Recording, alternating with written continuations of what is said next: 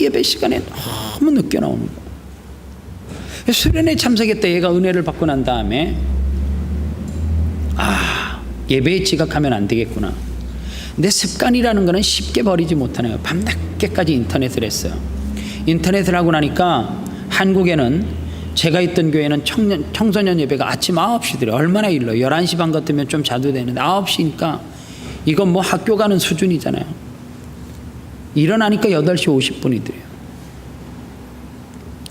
도저히 목사님과 약속을 깰 수는 없고 그래가지고 후다다다닥 집을 나오는데 오토바이가 한 대가 시동이 커져 있는 채로 집 앞에 있더래요. 이거는 하나님이 기적을 베풀어 놓은 것이다 그래가지고 그대로 악셀레를 당겨가지고 교회로 간 거예요. 예배를 한참 드리는데 경찰이 왔어요. 경찰이.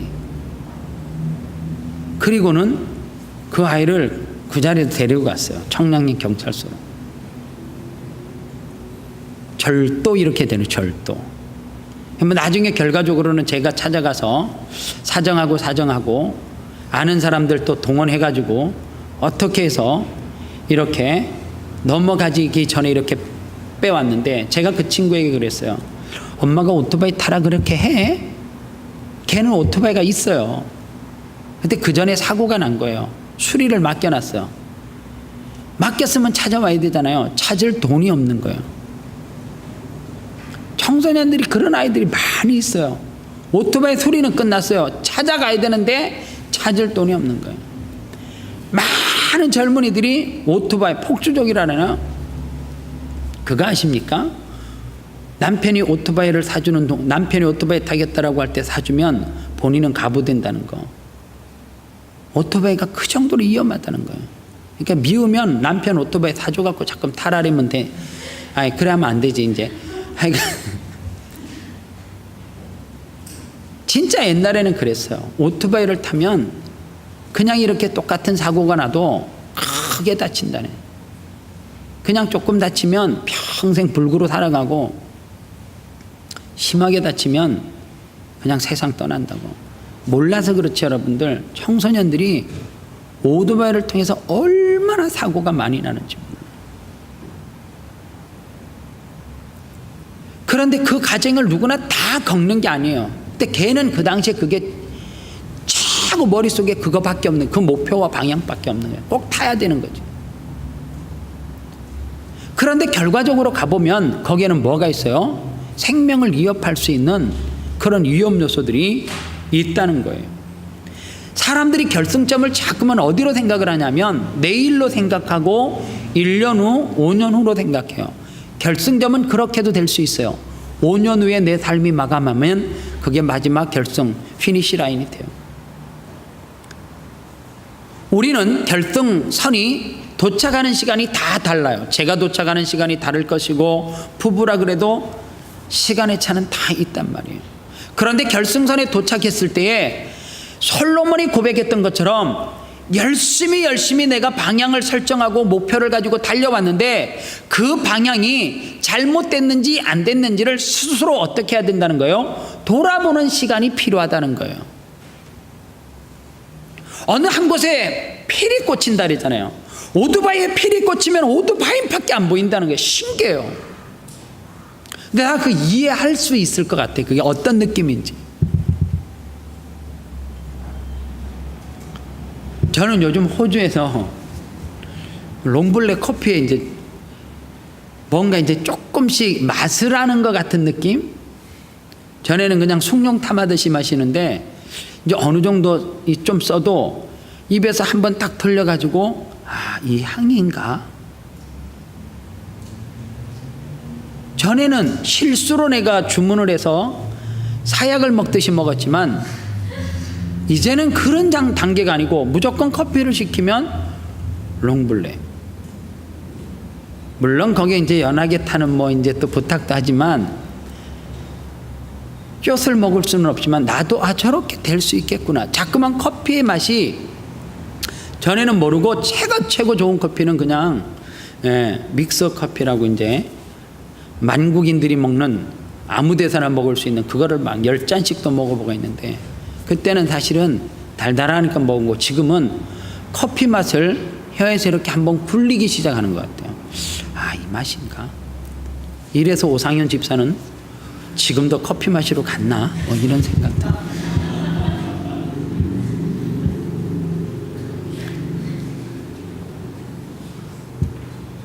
뭐에 이렇게 다 꽂히면, 어떤 사람은요, 뭐 그게 다 틀려요.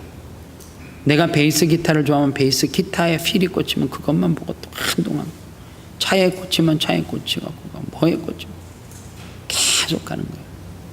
나름 최선이고 열심이겠지만은 오늘 솔로몬이 말하는 것 뭐라고 이야기해요? 그렇게 열심히 달려왔는데 결국에는 뭐라는 거예요? 버나드 쇼가 이야기했듯이, 촌천살인의 대가 버나드 쇼가 이야기했듯이, 인간은 두 가지의 절망이 있다는 거예요. 하나는 내가 목표대로 성취하지 못했을 때에 절망이 올 수 있다는 거예요.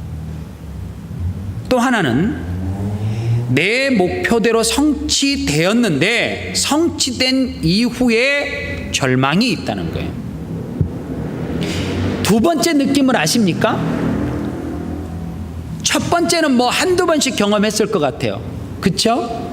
내가 목표를 설정했는데 그것을 이루지 못했을 때에 거기에서 오는 절망감, 뭐 이거는 학생들도 경험할 수 있어요. 이거는 인생을 뭐 많이 안 살아도 경험할 수 있는데, 인생의 연륜이 조금 있고 난 다음에 어느 내가 목표를 한 것을 이루었어요. 그런데 거기에서 오는 뭐가 있다는 거예요? 절망이 있을 수 있다는 거예요. 그런데 두 번째를 아직 경험하지 못했으면 조금 더 있으면 경험할 수도 있어요. 솔로몬은 후자를 경험한 거죠. 뭐예요? 내가 인생의 목표를, 방향을 설정해 놓고 열심히 달려갔는데 그 목표를 이루었어요. 그런데 솔로몬은 뭐라고 이야기해요? 거기서 내가 절망을 느낀다, 그 말입니다. 그게 왜 그래요?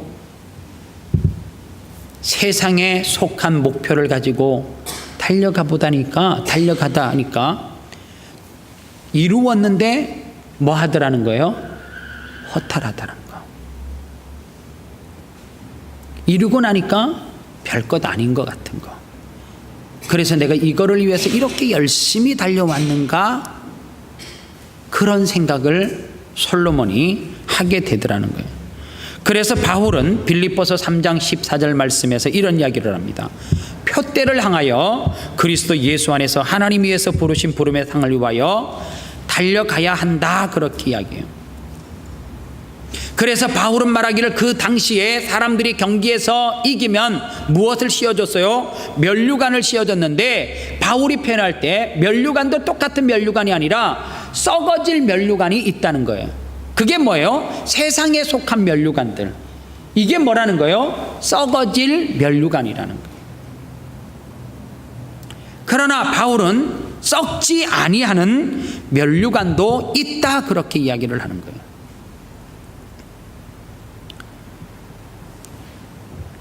한국에서 이렇게 큰 교단 쪽으로도 그렇고 총회 뭐 이렇게 연합교단 쪽으로도 그렇고 큰 선교대회 같은 것들이 사실 많이 이제 있어요.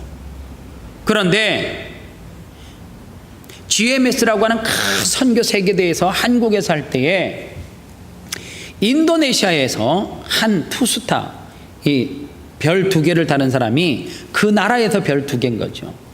그 사람이 그 세계 선교대회에 참석을 해서 많은 회중들 앞에서 간증을 하는 거예요. 무슨 간증을 하느냐 하면, 그 인도네시아의 제복을 입고 간증을 하는데 자기는 중2 때에 예수 그리스도를 영접했다는 거예요. 이 인도라고 하는 나라가 어떤 나라입니까? 인도네시아는 그렇게 아무나 하나님의 복음을, 특히 제복 같은 거를 입고 나라의 녹을 먹는 사람들이 이슬람 국가에서 복음을 전하는 것이 쉽지 않다는 거예요. 그런데 이 사람은 지금 투스타가 됐고 중2 때, 우리로 말하면 그 밥풀 떼기 2개라 그러나요? 그때서부터, 중2 때서부터 예수 그리스도를 믿고 복음을 전하기 시작한 거예요. 열심히 복음을 전해. 사람들이 그랬대요. 너 그러면 군복 벗는다고. 근데 그 사람이 그래. 나 벗어도 좋다. 그리고 계속해서 복음을 전하는데 뭐라고 그러냐면 너 진급 못한다. 이제 안 떨려나가니까 너 이제 진급 끝났다. 너 복음 전하는 거 다 한다. 너 진급 못한다. 너 이제 옷 벗어야 된다. 그런 사람들은 옷 벗고, 이 사람은 그 당시에도 투스타가 돼가지고 군 제복을 입고 와서 사람들에게 간증을 하는 거예요. 자기도 사실 반신반의했다는 거예요. 내가 정말 이 나라에서 이슬람 국가에서 정말로 복음을 전하다가 그렇게 사람들이 이야기하는 대로 위험을 처하고 닥치지 않을까. 그런데 열심히 자기는 하나님께서 하라고 하는 대로 목표를 정하고 군대 안에서 열심히 복음을 전하고 예배를 했대요. 나중에는 심지어 사람들이 그러더래요. 너 지도새도 모르게 테러당한다. 죽는다. 여기는 기독교가 마음대로 복음을 전할 수 있는 곳이 아니라고. 그런데 그 사람이 이런 말을 해요. 나 지금도 별 2개를 달고 살아있고 나는 또 돌아가면 내 군대 안에서 똑같이 예배하고 복음을 전할 거라고. 누구도 이 사람의 인생을 실패한 인생이라고 그렇게 말하지는 못할 거예요. 그래서 우리는 최선을 다하되 어떤 최선이어야 하냐면 우리가 경주 가운데 열심히 다른 박질을 할지라도 어디 안에서 해야 하는 거예요? 주 안에서 해야 돼. 오늘 오전에 말씀하고 일맥상통할 수 있어요. 세상적인 세속의 삶. 그러나 하나님이 원하시는 삶. 우리는 2 갈래길이 있어요. 이거를 우리는 선택을 해야 된다는 거예요. 미국의 사람들은 한국 사람하고 정서가 참 틀린 것 같아요. 어쩌면은 이럴 수도 있어요. 미국의 대통령들은 존경받을 만한 대통령이 있었을 수도 있어요. 그러나 한국 사람에게 당신은 역대 누구 대통령을 존경합니까? 이러면 날 존경한다 이러는 사람들이 있지만 대통령은 안 하더라. 근데 미국 사람들에게 당신이 존경하는 사람이 누굽니까? 그렇게 물으면 미국의 트루먼 대통령을 존경한다라고 하는 사람이 의외로 많대요. 어느 날 이 트루먼 대통령이, 전 대통령이 임기를 다 마치고 시간이 많이 흐르고 난 다음에 각 초등학교 학교를 다니면서 아이들에게 꿈과 비전을 심어주기 위해서 강연회를 하러 다니는 거예요. 물론 한국의 대통령들은 그 강연회에 다니지는 않아요. 그런 데는 잘 하찮은 자리인지는 안 다녀요. 뭔가 틀려. 미국의 대통령들은 그런 거를 잘 하는가 봐요. 어느 초등학교를 갔는데 한 아이가 이 할아버지 트루먼 대통령에게 질문을 했습니다. 뭐라고 했냐면 할아버지 대통령은 어렸을 때 공부 잘했어요? 이렇게 물은 거예요.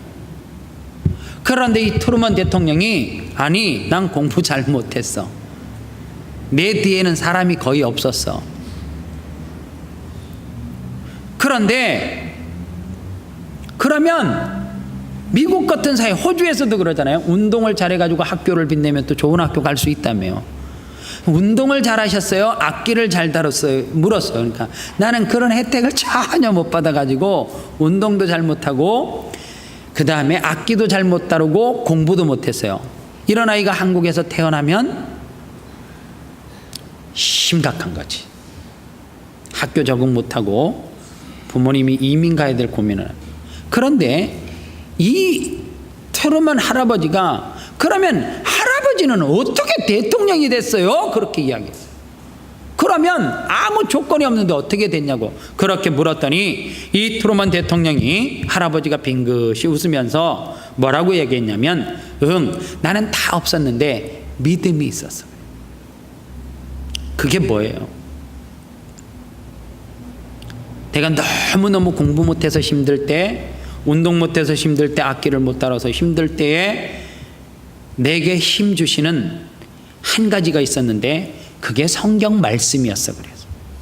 그래서 나는 성경 말씀을 의지하고 믿었어. 그랬더니 항상 공부를 못할 때도, 악기를 못 연주할 때도, 운동을 못했을 때도 나는 외롭다라고 생각해 보지를 않았어. 왜냐하면 내 등 뒤에서 밀어주는 하나님이 계셨기 때문에. 물론 이런 사람들이 성공하고 대통령이 되는 케이스는 참 힘든 거는 사실이에요. 그러나 우리가 한번 생각해 보자고요. 솔직히 여러분들, 남들이 인정할 만큼 돈 많이 있어요? 악기 연주 잘해? 연말 되면 하버 브릿지 아래든지 오페라 하우스든지 단독 공연하자고 오라 해? 아니면 요즘 우리 교회 성도들이 풋살 많이 하는 것 같은데 그냥 내가 딱 공을 잡으면 저쪽 골대까지 혼자 다 제키고 메시처럼 골 넣을 수 있어?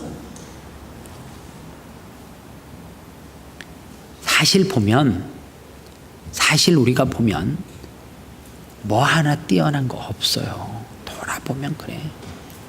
정말 성경 말씀이 있다. 마른 막대기보다도 못한 존재예요. 책을 읽으면 얼마나 많이 읽었겠어요. 성경을 보면 얼마나 많이 봤겠어. 솔직히 내가 배우면 가방끈이 길으면 얼마나 많이 길겠어. 우리 교회는 자식보다 영어 딱 잘하는 사람 한 사람밖에 없잖아. 한준아 집사님. 저 당당함은 어디에서 나오는지 모르지만 한 10년만 지나봐. 이제 현지가 10년 후에 딱 코를 죽여가지고 이제 꺾는 날이 반드시.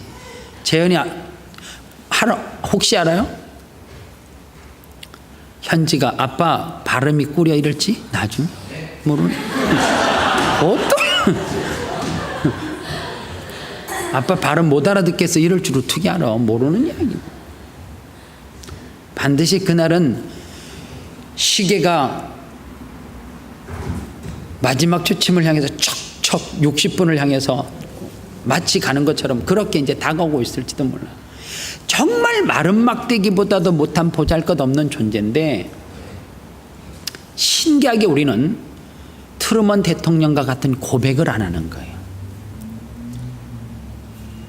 좀 약하다 하세요. 하나님 앞에 나와서. 하나님 앞에 나와서 좀 살려달라고 하세요. 최선이 뭐예요? 내 힘으로 열심히 달려가는 게 최선이에요? 아니에요. 그렇게 꼭 성공을 해보세요. 반드시 자만하게 돼 있어요. 내가 최선은 뭐냐면 하나님 도와주세요. 이게 최선이란 말이에요. 여러분들 내 힘으로 무엇을 이루고 내 능력으로 무엇을 하면 반드시 그 사람은 그 정점에 가면 뭐가 동반돼서 따라오는 줄 아세요? 교만이 따라와요. 어느 날 어른들이 여러분들 보고 너 요즘 교만해 그러면 그렇게 생각하시면 딱 정답이에요. 사람이 이렇게 나를 교만하다라고 보는데 하물며 하나님은 그렇게 안 보겠어요? 그러니까 우리가 이 땅에서 정말 최선을 다하는 방법은 다른 거 하면 안 돼요. 하나님 도와주세요. 하나님 이럴 때 어떻게 하면 돼요? 묻고 가는 거.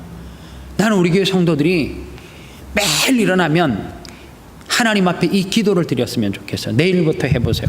하나님, 내가 어떤 일을 앞두고 어떤 뭐를 앞두고 있으면 하나님이라면 어떻게 하실 거예요? 하나님이라면 어떻게 하실 거예요? 어떤 문제 앞에 봉착했을 때 하나님이라면 어떻게 하셨을까? 그리고 어떤 일 앞에 만났을 때 하나님 도와주세요. 우리 큰 아들이 그러더라고요. 아빠 시험 칠 때마다 나한테 기도하고 하라 그러잖아. 근데 기도했는데 답이 잘 안 보여. 기도했는데 기도하면 자기는 100점 맞을 줄 아는 거죠. 이와 같은 순수함이 어디 있어요? 그랬어요. 기도한다고 다 현우 형아처럼 건웅 형아처럼 하나처럼 하이 디스팅션을 받는 건 아니다. 절대로. 중요한 거는 네가 그 점수를 맞을 수 있을 만큼의 피와 땀과 눈물이 동반돼야 된다. 그런데 자기는 기도하면 다 되는 줄 알았다는 거야. 아니라고. 기도는 그럼 왜 하는 거냐고 묻는 거예요. 그럼 기도 왜 해? 기도를 왜 하는 거냐면 하나님 내가 오늘 시험을 칩니다. 공부한 거 꼭 기억나게 해주세요. 그래서 암만큼 떨지 않고 성적이 나오기 위해서 하는 거지, 공부도 안 한 놈이 믿습니다 이러면서 그게 어느 순간에 한 번은 될 수 있지만 굴리는 거는 계속적인 효능은 없다. 그래서 결과적으로 하나님은 심는 대로 거둔다. 땀 흘린 만큼 거둔다. 그것을 매 순간 삶 가운데 나를 채찍질하고 돌아보는 거다. 그러니까 기도를 하는 만큼 기도하는 거에 부끄럽지 않도록 네가 열심히 공부해서 쌓아놓은 실력이 있어야지만 그 형들처럼 누나처럼 좋은 성적을 맞을 수 있다. 그렇게 제가 이야기했어요. 똑같은 이야기예요. 여러분들, 기독교인들의 최선이 뭐냐면 하나님 앞에 기도하는 거예요. 도와달라고. 그러나 기도한다고 다 도와주는 건 아니에요. 우리 교회에 그런 간증자를 세우고 싶어요. 하나님 앞에 부르짖었더니 하나님께서 부동산 동산을 근데 나는 못 세우겠어. 왜냐하면 10만 명 중에 한 명 되면 19만인가? 아니 90 뭐 하여간 몰라. 하여간 너무 숫자가 높았어. 100명이 한 명 됐다 쳐. 그러면 99명은 안 돼. 그러나 땀 흘리고 노력하고 힘쓰면 물론 99명이 다 되는 건 아니야. 안 될 수도 있어. 그러나 결승 지점에 갔을 때 뭐는 하지 않아요? 후회는 하지 않는단 말이에요. 나는 이 삶을 우리 교회 성도들이 살기를 원해요. 그래서 어떨 때는 수요예배 성도들이 와서 주일날 예배 시간에 자는 건 이해가 안 가지. 11시 30분에 예배 와서 뒤로 넘어간다 이런 거는 뭐 그거는 심각한 그건 병이라 생각하지, 그거는 노력을 이기라 생각 안 해. 수요일날 가끔 퇴근하자마자 오셔가지고 예배를 드리시는 분들이 계세요. 근데 나도 모르게 고개가 넘어가. 근데 나는 그 모습이 참 매일 아름다운 건 아니야. 가끔 가다가 어찌 그 모습이 그렇게 아름답게 보일 수가 없어. 작업복을 막 입고 대표 기도래 그날. 그래서 막 이 먼지 묻고 흙 묻은 신발을 신고 와서 대표 기도하고 넘어가는데 그 모습이 그렇게 아름다울 수가 없어. 왜냐하면 어쩌면 그 집사님에게는 그게 하나님 앞에 최선이었는지도 모른다는 생각을 제가 하는 거예요. 오늘도 하나님 앞에 이번 한 주간 동안 꼭 물어보세요. 하나님이라면 어떻게 하셔요? 이럴 때 어떻게 하나님은 결정하세요? 물어보세요. 그리고 물어본 만큼 또 뭐 해야 돼요? 열심히 땀 흘려 달려가기를 원합니다. 기도합시다. 하나님 감사합니다. 인생의 레이스 가운데 하나님 마감할 때쯤 되어져서 그것이 썩은 면류관 아니기를 원합니다. 솔로몬처럼 정말로 땀 흘리고 열심히 달려왔는데 그 모든 것이 헛되다라고 고백하는 그러한 인생 되지 않기를 원합니다. 하나님, 우리의 인생을 마감할 때쯤 되어져서 결승점에서는 우리의 면류관이 썩어질 면류관이 아니라 우리의 면류관이 마치 마라톤 경주를 끝내고 결승 지점을 통과한 그 우승자가 월계관을 쓰는 것처럼 승리의 면류관을 받아 쓰는 은혜가 있게 도와 주옵소서. 예수님의 이름으로 기도합니다. 아멘. 하늘에 계신 우리 아버지여, 이름이 거룩히 여김을 받으시오며 나라의 마옵시며 뜻이 하늘에서 이루어진 것 같이 땅에서 이루어지이다. 오늘날 우리 기름을 양식을 주옵시고 우리가 우리에게 죄진 자를 사해준 것 같이 우리 죄를 사하여 주옵시고 우리를 시험에 들게 하지 마옵시며 다만하게 해서 구하옵소서. 대개 나라와 근소와 영광의 아버지께 영원히 있사옵나이다. 아멘. 감사합니다. 예배 마쳤고요. 바로 예결산위원회에 있습니다.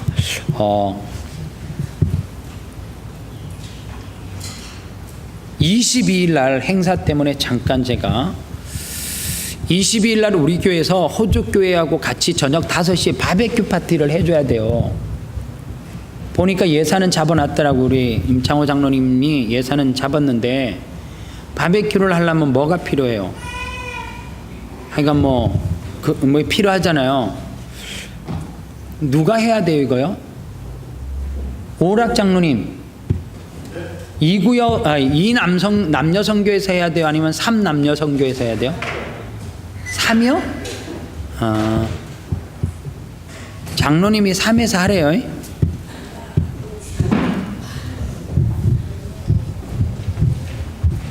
그거를 결정을 하고 예? 3이 할 거예요? 바베큐를 이렇게 구워서 이렇게 주면 돼요. 고기하고.